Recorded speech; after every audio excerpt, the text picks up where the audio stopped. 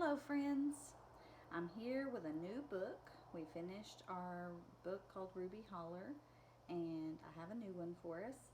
It's called Milkweed, and it's about a little Jewish boy during the Holocaust. Chapter 1 Memory.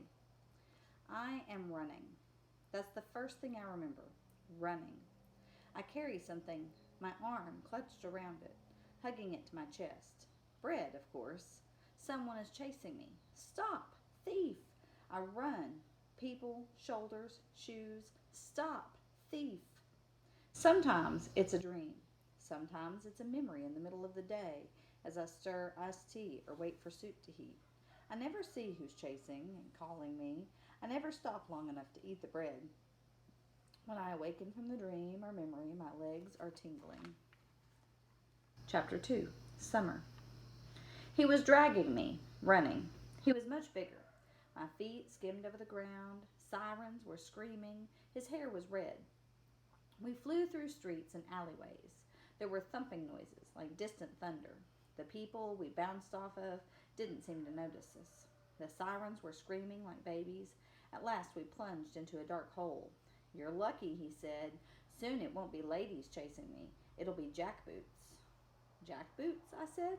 You'll see. I wondered who the jackboots were. We were unfooted boots. Or were unfooted boots running along the streets? Okay, he said. Hand it over. Hand what over? I said. He reached into my shirt and pulled out the loaf of bread. He broke it in half.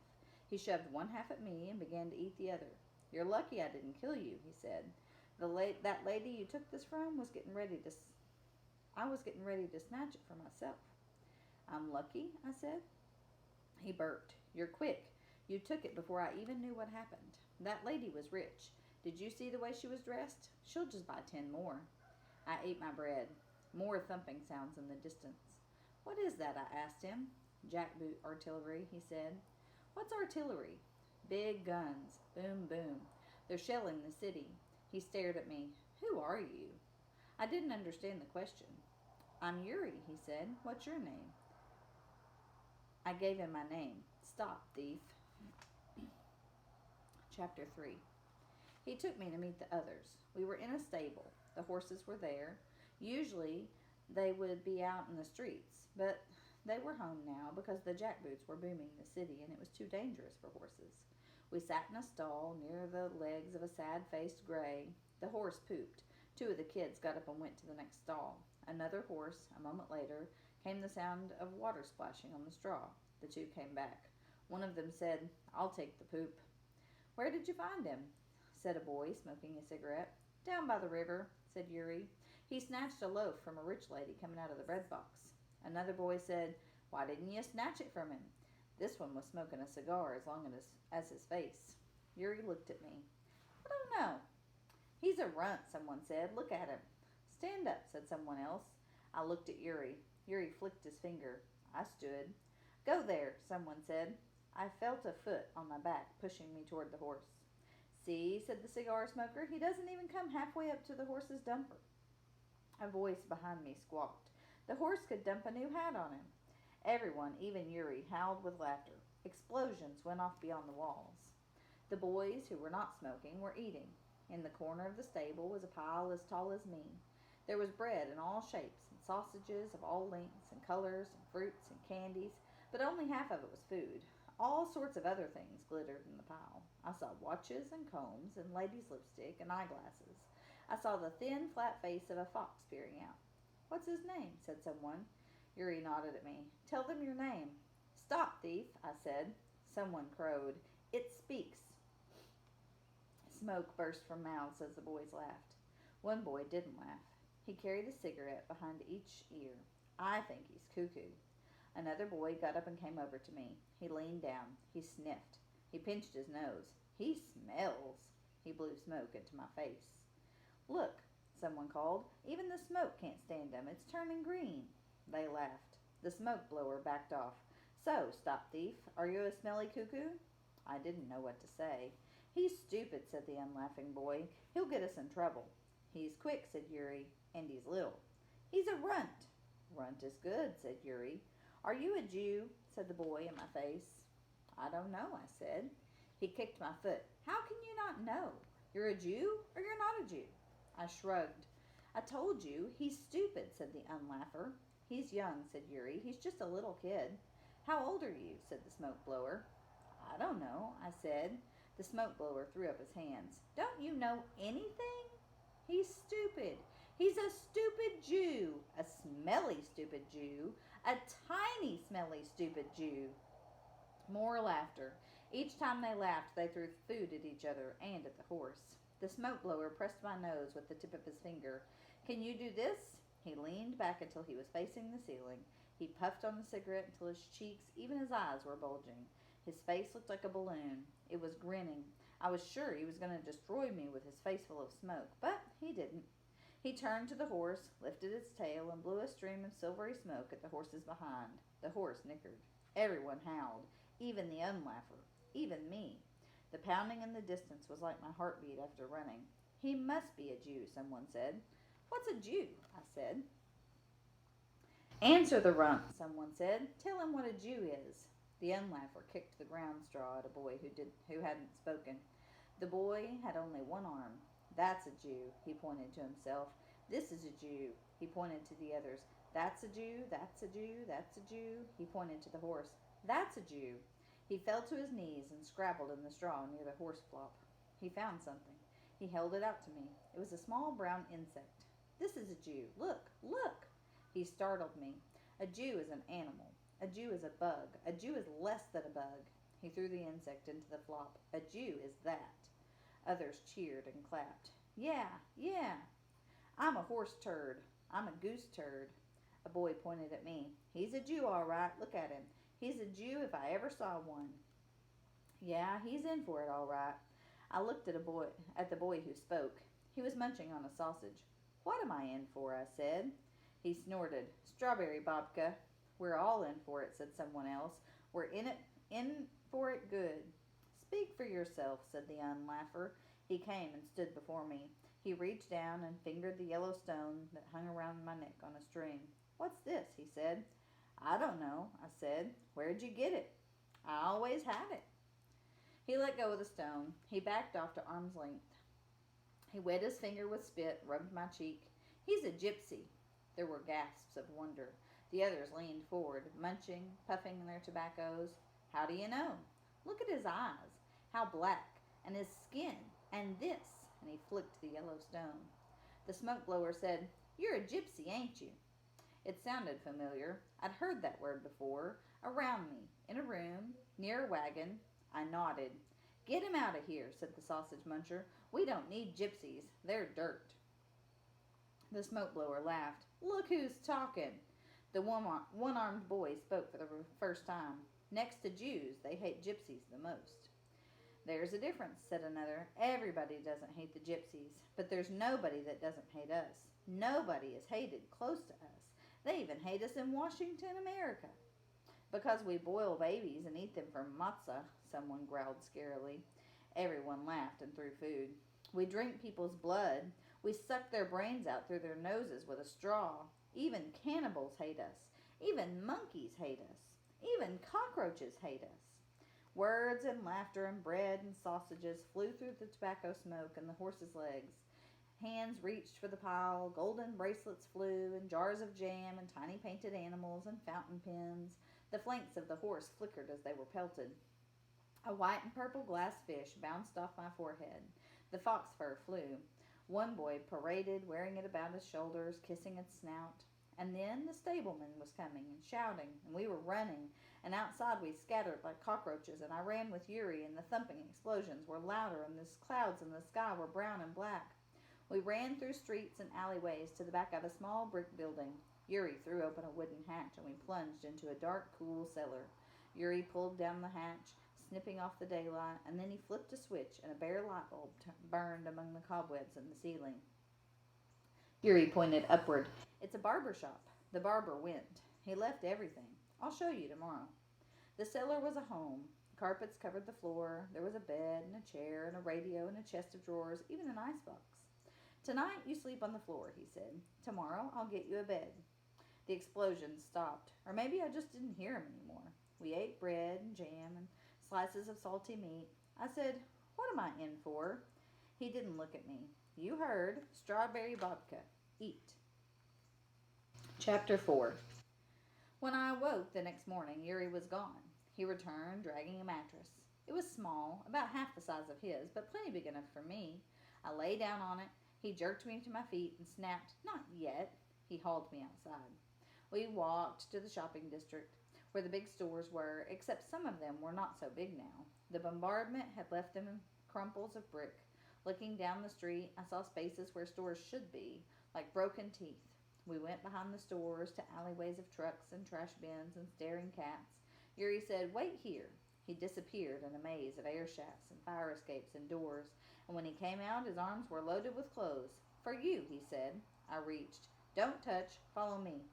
He led me to a bombed-out building, nothing but the back wall standing. We climbed over a jumble of bricks and splintered wood and twisted pipe. "Watch the glass," he said. I kept stumbling over the heads and arms of mannequins. We came to a lopped-off stairway. Yuri tested it. "Okay," he said. We went down into the rubble. Whenever he came to a knob and a pipe, he turned it. Some gave out steam, some nothing. We stopped at one that gave water. "Take those rags off," he said. I took off my clothes, laid down the new ones, went rooting through the rubble. He returned with a mannequin's leg and a scrub brush. He filled the leg with water. "I'm not thirsty," I said. He dumped the water over me, and he began to scrub me with the brush. At first it felt wonderful. Then it didn't. Leg after leg of water he poured over me. After the scrub brush got down to the soles of my feet, he started again on my face. He grunted as he scrubbed. I squirmed and cried out. He was scrubbing my skin off. At last he stopped. "Baby," he said. He dried me with a shirt. I screamed in pain from the rubbing. He patted the rest of me dry and glared at me. "Did you ever have a bath?" I stared at him. "I don't think so." Then he dressed me in a clean shirt and two big pants. People gave us looks as we climbed out of the rubble and onto the sidewalk. By the time we were halfway home, I was feeling terrific. I felt new. I felt the air, the sun on my skin. Yuri brought his nose to my neck and sniffed. He nodded. Back in the cellar, we ate sugar cookies and jars of plums and syrup. Then he led me upstairs to the barber shop. I had never been in a barber shop. He was right. The barber had left everything. Rows of colored liquid, green, red, blue, lined the shelf beneath a great mirror. "You never had a haircut, did you?" he said. "No," I said. "Have a seat." I climbed into the red padded chair. He spun me around till I got dizzy. He pumped a lever and I rose higher. He shook out a large cloth and draped it over me. From a glass canister he pulled a comb and scissors and began combing and snipping. Soon my hair was like fur. "All right," he said. "Which one?" "Which one?" I echoed. He pointed to the bottles. I didn't understand why I should be offered a drink after having my hair cut, but I didn't argue. I learned never to turn down food. I pointed to the blue. "That one." To my surprise, he didn't give me a drink, but instead he poured the blue liquid over my head. He shuffled his fingers through my hair and then combed it, and it became wet and shiny. Outside, people hurried this way and that. Many carried shovels. "Are they going to a farm?" I said. "They're digging trenches to stop the tanks," he said. "What's a tank?" "You'll see." Soldiers marched and ran and blew whistles. People carried large fat bags. They must have been heavy, for one person could carry only one at a time, over his shoulders. If you had a wheelbarrow, you could take three. "What's in the bags?" I said. "Sand," he said. I found out where the bags of sand went. I saw them stacked in front of machine guns and doorways, on roofs, and at the ends of streets.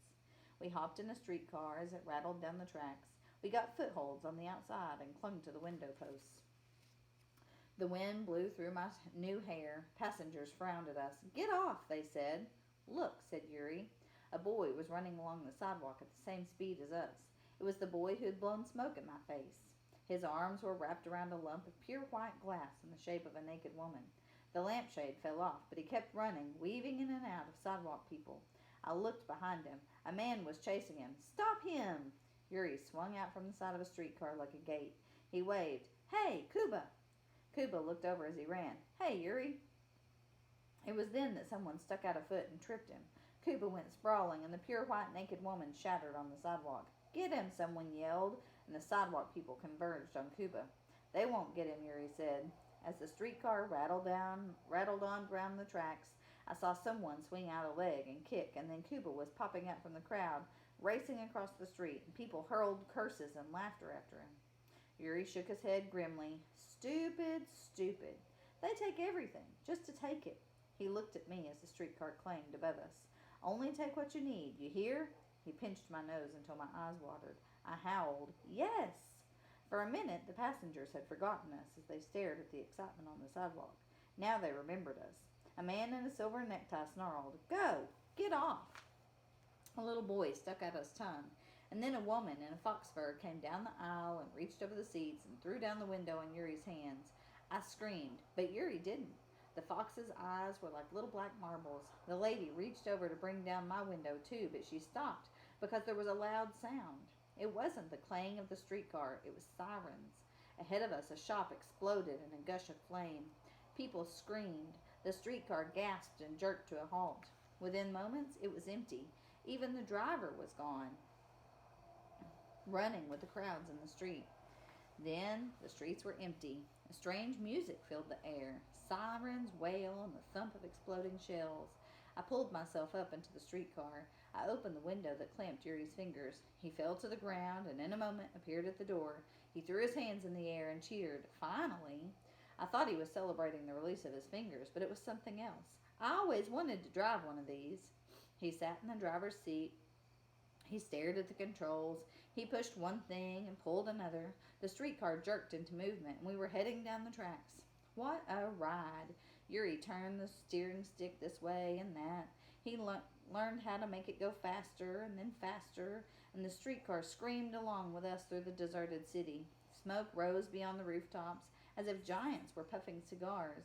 He showed me where to pull the clanger. I pulled, and the clanging joined the music of the bombardment. At last we came to a loop where the streetcar was meant to turn around, but Yuri didn't slow down, and the streetcar leaped from the tracks. It was like riding a house into another house. We smashed into a restaurant, plowed through a field of red tablecloths, into the kitchen with an ear-ripping clatter, and still there were no people and no one to yell, Stop, stop. Sauerkraut splattered across the windshield as we came to a halt against the ovens. By now, the streetcar was on its side, and we were hanging from our places. Yuri was howling like a wolf, and even as the chimney pipes toppled like trees, I laughed and pulled the clanger rope. Chapter 5. Autumn. Soon the airplanes came, adding their waspy buzz to the music. I wanted to see them, but Yuri wouldn't let me go outside. Why can't we go out? I said. They're dropping bombs, he said. I thought, this is what the enemy does. He flies overhead in his airplane. If he sees you in the street below, he reaches out and drops a bomb on your head. I pictured bombs as black iron balls about the size of a sauerkraut kettle. Every day the sirens screamed to tell us the bombs were coming. We stayed in the cellar and went out at night. That's when I learned the reality of bombs. Beyond the rooftops, the city was on fire. It looked like the sun was stuck. Those were the days and nights. Some nights we were in a city of two. We didn't have to snatch. We simply walked into the empty shops of bakers and butchers and grocers and took whatever we pleased and walked out and walked home. We didn't run. The street lights were out. Sometimes in the night we went to the stable. The others were there. Everyone put food into a big pile. We wrestled in the food before we ate it. We clubbed each other blindly with arm-long sausages. Cigarette tips glowed orange in the dark. The horses were gone. The stableman never came shouting anymore. Then one day, the sirens were silent. Yuri and I were home in our basement. Yuri says, Stay here. And he went outside, and when he came back, he said, Let's go. He stuffed a cheese into his pocket and one into mine, and we went up through the barber shop and into the street. We walked fast. I couldn't keep up. Yuri took my hand and pulled me. People were out. They were heading the way we were going. We passed the black, twisted skeletons of streetcars. Sometimes we had to trot down the middle of the street because the walls of buildings had crumpled and spilled over the sidewalks. Stacks of sandbags were everywhere. People were hurrying. Machine guns looked to me like praying mantises. Airplanes flew overhead, but no bombs fell from them. I saw someone running. That was all I needed. I couldn't walk if someone else was running. I broke loose from Yuri.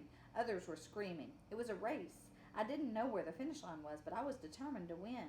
Many had shouted stop, but no one had ever caught me. The street was getting more and more crowded as people poured into it. I streaked through the crowds. I passed other runners. I didn't care how many there were. I could beat them all. I laughed as I ran.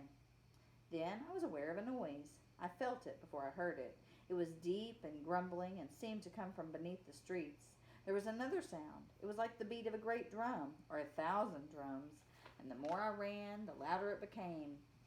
And now the people were mobbed, piled like bombed bricks, the spaces between them gone. But I found spaces. I always found spaces, and I darted through them. I could taste the finish line, and suddenly I broke free. I burst out of the mob. I was in nothing but space, and drumbeat was deafening. I won, I shouted. I threw up my hands in victory, and then something hit me on the ear, and I was on the ground, and the drumbeat was rolling over me. I looked up, and I saw boots, the tallest, blackest, shiniest boots I'd ever seen. Endless columns. For an instant, I saw my gaping face in one of them. Then I knew I must be seeing. Yuri knew what I must be seeing. Yuri had spoken often of them. I gasped aloud. Jackboots. They were magnificent. There were men attached to them, but it was as if the boots were wearing the men. They didn't walk like ordinary footwear, the boots. When one stood at tall attention, the other swung straight out till it was so high I could have walked under it. Only then did it return to earth and the other take off. 1,000 of them swinging up as one, falling like a footstep of a single 1,000-footed giant. Leaves leaped. The parade of jackboots went on forever. Yuri told me later that the street of the parade was so wonderfully wide it was not even called a street but a boulevard. And then I was in the air. A hand had hoisted me up and I was dangling above the street and returned to my feet. A soldier was smiling down on me. His boots came to my shoulder. His gray uniform was piped and spangled with silver. The brim of his hat was shiny and black like the boots. Above it glistened a silver bird that I knew the boys in the stable would have loved to steal. The soldier smiled down at me. He mussed my hair and pinched my cheek. "Tiny little Jew," he said. "Happy to see us, are you?" "I'm not a Jew," I told him. I held up my Yellowstone. "I'm a gypsy." My reply delighted him. "Ah, so, a gypsy. Good, very good." And he took me under both arms and lifted me and deposited me back on the sidewalk at the front of the crowd. "Good day, little gypsy," he said.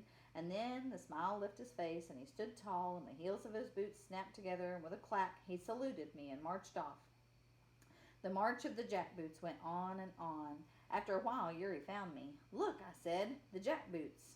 I thought he would cheer, but he didn't. He stood behind me with his hands on my shoulders. I looked at the faces of the crowd. No one was cheering or even smiling. I was surprised. Weren't they thrilled by the spectacle before them? And now the deep grumbling was getting louder and beginning to overcome the drumbeat of the jackboots. I'd always looked to the sky for thunder, but this thunder was coming from beneath my feet. The street itself was trembling, and then I saw them. "Yuri!" I cried. "Tanks," he said. Colossal, gray, long-snouted beetles. The tanks roared up the boulevard, 4 by 4. The sky shook on its hinges, and I saw at once how silly I had been to try to stop them with ditches and sandbags and machine guns. I clamped my hands over my ear. A single white flower flew out of the crowd. It bounced from the iron flank of a tank and broke into petals. I had no flower, so I threw my cheese. Chapter 6. Yuri and I walked outside the next morning to see how it was different. The tanks were gone. The jackboots were strolling about just like us. They looked at the people and spoke to each other. I couldn't stop staring at them. A crowd was running. We turned a corner. There was a large truck with the back open. Soldiers were tossing loaves of bread. The people grabbed and scrambled. We munched our cheeses, watching. I was fascinated. I had not known bread could be given. We walked on. We came to another crowd of people gathered around something on the sidewalk. "Don't," Yuri said. But I did. I squeezed my way to the front. There was a man in a long black coat on his hands and knees. He had a long gray beard. Beside him was a bucket of water. He was dipping his beard into the water and scrubbing the sidewalk with the beard. A pair of jackboot soldiers stood above him, laughing. Some of the people were laughing, too. The man in black was not laughing. I came back to Yuri. I tugged on his arm. "Come see. There's a man cleaning the sidewalk with his beard." Yuri smacked my head. "You are stupid." He pulled me away. Farther on, we saw something else that made us stop. Two soldiers were standing in front of another bearded man in black.